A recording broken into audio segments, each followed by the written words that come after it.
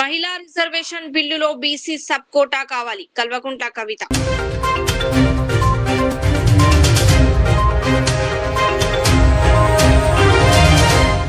ఈ ఇన్నింగ్స్ ను నా తండ్రికి ఎంఎస్ ధోనికి అంకితం చేస్తున్నాను. ముకుల్ చౌదరి. లక్నో సూపర్ జైంట్స్ యువ ఆటగాడు ముకుల్ చౌదరి నిన్న కోల్కతాపై ఆడిన విరోచిత ఇన్నింగ్స్ ను తన తండ్రికి ఎంఎస్ ధోనికి అంకితం ఇచ్చారు.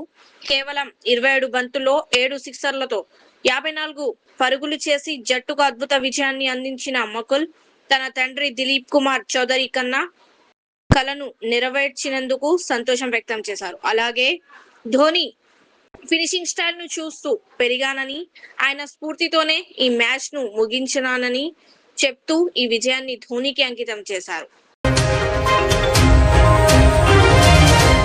Tirupati SV university ladies hostel సమస్యలపై ఎస్ఎఫ్ఐ ఆందోళన. పురుషుల హాస్టల్లో లేని గ్యాస్ కొరత మహిళల హాస్టల్లో ఎందుకు అని ప్రశ్న. గ్యాస్ కొరత కారణంగా మెను క్యాన్సల్ చేయడంతో ఆందోళన. పురుషులు మహిళల మధ్య వివక్ష కొనసాగుతోందని ఆరోపిస్తూ ఎస్ఐఎఫ్ ఆధ్వర్యంలో విద్యార్థుల ఆందోళన. అధికారుల హామీతో విరమణ.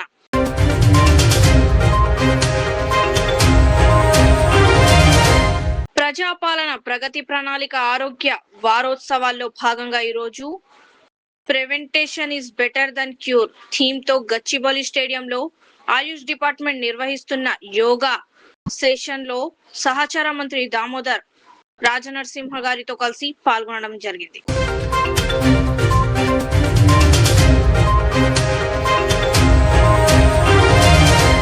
లోక్సభ సభ్యుడు డాక్టర్ కడియం కావ్య గారి జన్మదినం సందర్భంగా ముఖ్యమంత్రి శ్రీ రేవంత్ రెడ్డి గారు వారికి హార్దిక శుభాకాంక్షలు తెలియజేశారు. నిత్యం ప్రజాసేవలో నిమగ్నమవుతూ రాష్ట్రాభివృద్ధికి పాటుపడడంలో భగవంతుడు వారికి సంపూర్ణ ఆరోగ్యాలు ప్రసాదించాలని ఆకాంక్షించారు.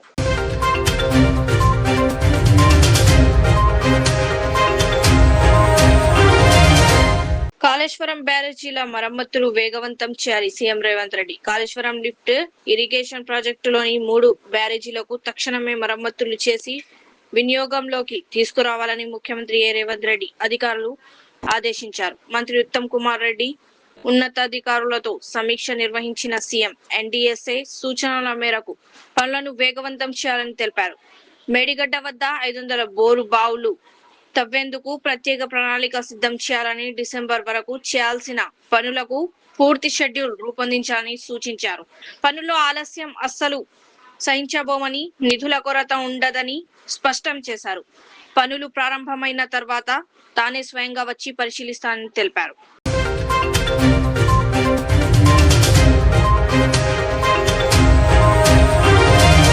ముఖ్యమంత్రి రేవంత్ రెడ్డికి అత్యంత సన్నిహితుడైన ఒక వ్యక్తి ప్లానింగ్ డిపార్ట్మెంట్ లో చక్రం తిప్పుతున్నారు. రియల్ ఎస్టేట్ వ్యాపారులను వేధించడం, వారి వద్ద నుండి బలవంతపు వసూళ్లకు పాల్పడడం ప్రభుత్వం తక్షణమే ఆపాలి. ఈ అక్రమాలపై ఎన్ఫోర్స్మెంట్ డైరెక్టరేట్ కు ఫిర్యాదు చేయడానికి తెలంగాణ జాగృతి వెనకాడదు. రాష్ట్రంలో గంజాయి వినియోగం పెరగడం వల్ల రోడ్డు ప్రమాదాలు విపరీతంగా పెరుగుతున్నాయి. కవిత.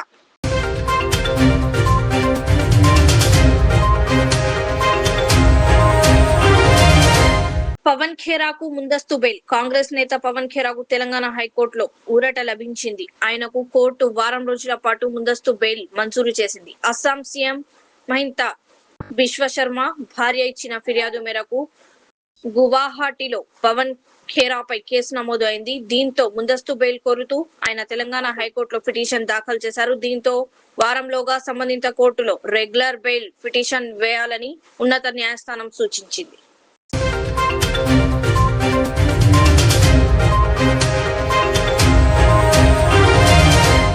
रियाज इस्लामिक स्कूल तालीमी मैदान में एक नया इनकलाब. इस्लामिक और मॉडर्न एजुकेशन की अजीम दरसगाह.